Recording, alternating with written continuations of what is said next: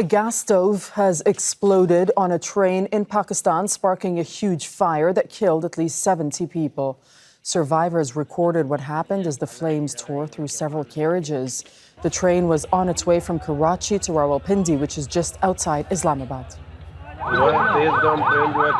There are more casualties due to the speed of the train. Wind accelerated the fire. That's why dozens of people are dead and wounded.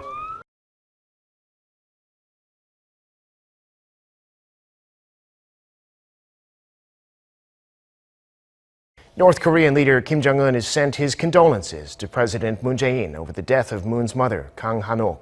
The presidential office says a letter was received through the Panmunjom channel and was delivered to the president last night. North Korean leader Kim Jong-un delivered a message of condolence on Wednesday to President Moon. He expressed his deep condolences over the death of the president's mother, Kang Han-ok. The message was sent through Panmunjom yesterday afternoon, and it was directly delivered to the president at Namcheon Cathedral in Busan late last night.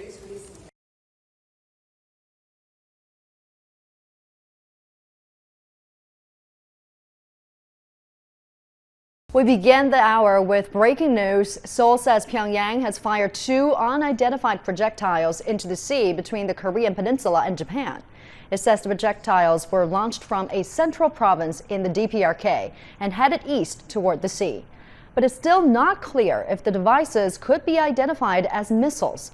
This is the latest in a series of launches by the DPRK in recent months, as nuclear talks between Pyongyang and Washington remain deadlocked.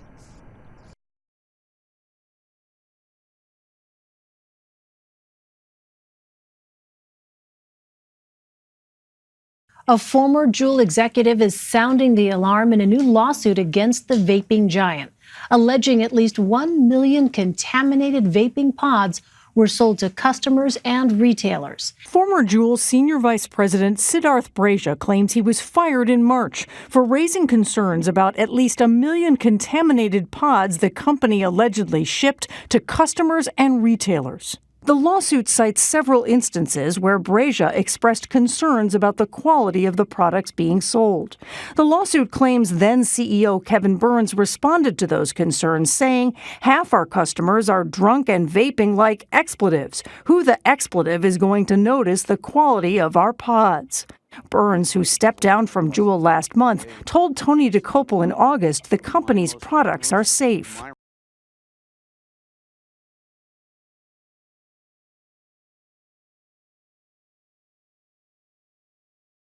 And now to the campaign 2020. Twitter says that it will no longer accept political ads on its platform. Twitter CEO Jack Dorsey tweeted yesterday, "We believe political message reach should be earned, not bought." He went on to tweet, "Internet political ads present entirely new challenges to civic discourse. Among them," he said, "unchecked misleading information and deep fakes." Dorsey's decision puts him at odds with Facebook's policies.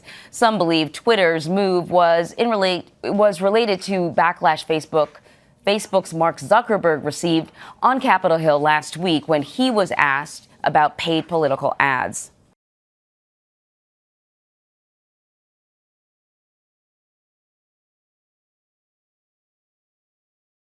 Well, of course, I'm incredibly frustrated that we're not able to get Brexit done today, but let's be in no doubt what's happened. We had a fantastic deal on the table. The House of Commons voted it through, but then they voted again for delay, and we went round it the whole exhaustively with members of Parliament. There was no way they were going to get this thing done, not just by today, not by the end of this month, not by the end of next month, and not even by January the 31st. I offered them more time to debate our deal twice. I said we could sit round the clock and debate it, and they still wouldn't get it through.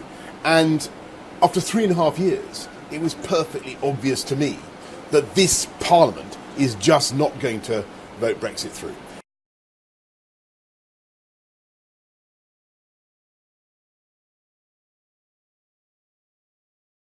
Monday marks the first official day when the United States can formally request to leave the Paris Climate Accord. All signs suggest the Trump administration plans on doing that. It's a promise the president has said many times. Mr. Trump first announced his intentions to withdraw from the Obama-era agreement back in 2017. The president and his re-election team do not appear to be making climate change a major talking point on the campaign trail. But not all Republican lawmakers agree with the president's approach. On Tuesday, I asked Republican Senator Mike Braun of Indiana how he hopes to get more of his GOP colleagues interested in climate change. If a few of us lead on it and articulate it differently than we tried with health care, where we were apologists for a broken industry that's brought most of this on themselves, maybe they'll learn the lesson from that.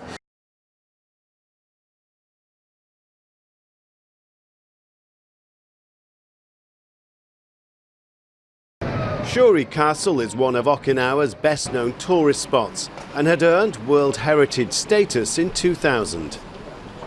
The fire broke out in the main buildings before dawn, the flames spreading quickly through the ancient timbers. More than 10 fire engines were sent to tackle the blaze, but there was little they could do. Local people looking on helplessly. The full extent of the damage was revealed at first light.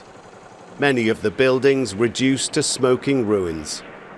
The castle dates from the Ryukyu kingdom, which spanned 450 years until Okinawa was annexed by Japan in the 19th century.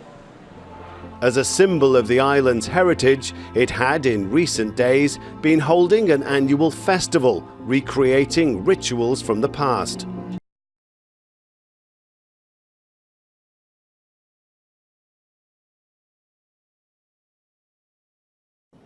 Sydney woke up with a heck of a hangover. The sky looked more like a swamp. Low cloud and fog combined with the smoke to reduce visibility and breathability. It was Mother Nature's message to stay in bed, but on the pavement, on the water, and on the leash, there were those who just wouldn't be told. There are more than 60 fires still burning across the state, many on the mid-north coast. They've basically been under a northeasterly breeze which has pushed them straight down the coast towards Sydney, and I think that smoke that Sydney's experienced, the Hunter's got worse smoke conditions, and the smoke has extended all the way down to Nowra. Air quality was classed as hazardous in some areas, and paramedics had dozens of call-outs for asthma-related cases, but pretty much anyone or anything with lungs was better off indoors.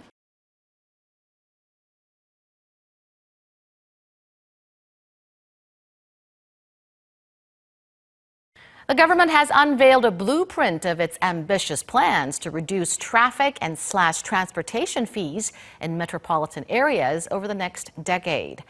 South Korea's Ministry of Land, Infrastructure and Transport unveiled its so-called 333 Metropolitan Transportation Vision, which seeks to expand transport infrastructure in 5 major metropolitan cities: Seoul, Daejeon, Gwangju, Daegu, and the Busan-Ulsan region. Under the measures, the government plans to reduce travel times between major regional hubs to 30 minutes, cut travel costs by 30%, and shorten the transfer time from buses to other means of transportation by 30%. The land minister says the country's railway system will see the greatest changes. She vowed to add a new high-speed train service along the Great Train Express line to accommodate the growing population in the Seoul metropolitan area.